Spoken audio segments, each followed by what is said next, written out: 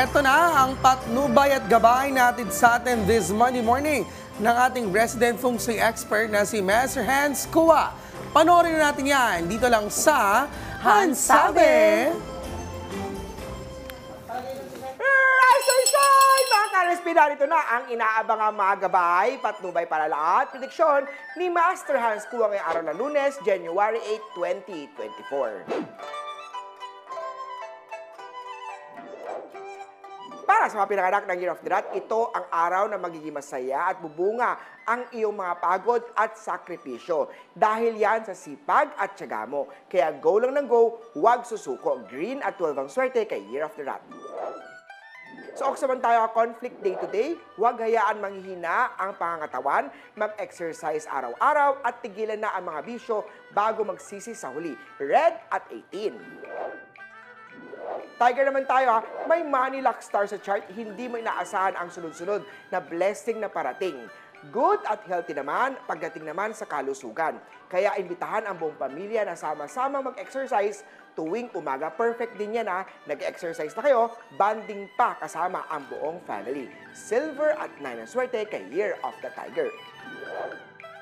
Rabbit naman tayo, ngayon ang tamang timing para bumawi sa kasalanang nagawa mo sa kanya. Pahalagahan ang taong nagpahalaga sa iyo. Laging tatandaan, when your phone doesn't ring, when you're suffering, don't you dare answer calls when you are winning. Pitch at 13 ang swerte sa Year of the Rabbit.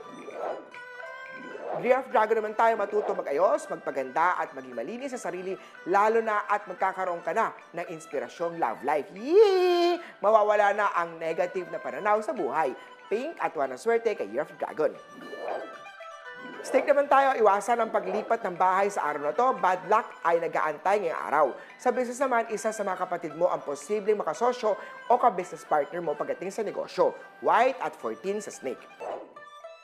Ito naman sa Year of the Horsey, iwasan ang negative issue at chismis. Sa negosyo naman, magkakaroon ng problema. Huwag ibintang sa iba ang kasalanan, ikaw naman ang gumawa. Own your mistakes. Gold at 5 ang swerte kay Year of the Horsey. Sa goat naman ay kung pinakamaswerte ngayong araw, maging inspirasyon sa iyo ang mga taong nakapaligid sa iyo. Sundin ang sigaw ng isip at puso hanggang nasa tama ka ay ipaglaban mo ito. Aqua 10 ang swerte kay Year of the Goat. Monkey naman na iwasan ang negative na pag-iisip. Magkaroon ng tiwala sa sarili at huwag iasa sa iba ang iyong mga desisyon. May hurtful word star kaya naman na posible makatampuhan kayo ni partner. Makakatulong ang pagsuot ng rose quartz upang mga issue matanggal ang mga negative issue sa love life. Maroon at 6 ang swerte kay Year of the Monkey. Rooster naman tayo, hindi ngayon ang tamang timing upang sabihin sa kanya ang lahat dahil siya ay posibleng magalit sa iyo. Itaon na lang kung saan maganda ang kanyang mood.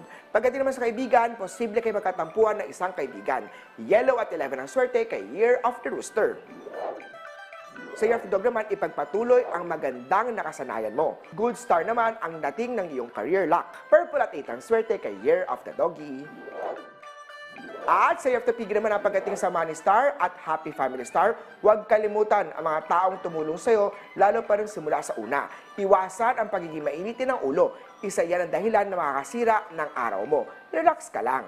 Blue at 16 ang swerte kay Year of the Piggy. Muli po, ito po yung magabay patnubay para lahat. Prediksyon lamang ni Master Hans. Kumilos at huwag iasa sa swerte dahil ang tagumpay ay nasa iyong mga kamay. Sabay-sabay natin i-claim ang mga swerte. Mga ka-RSP,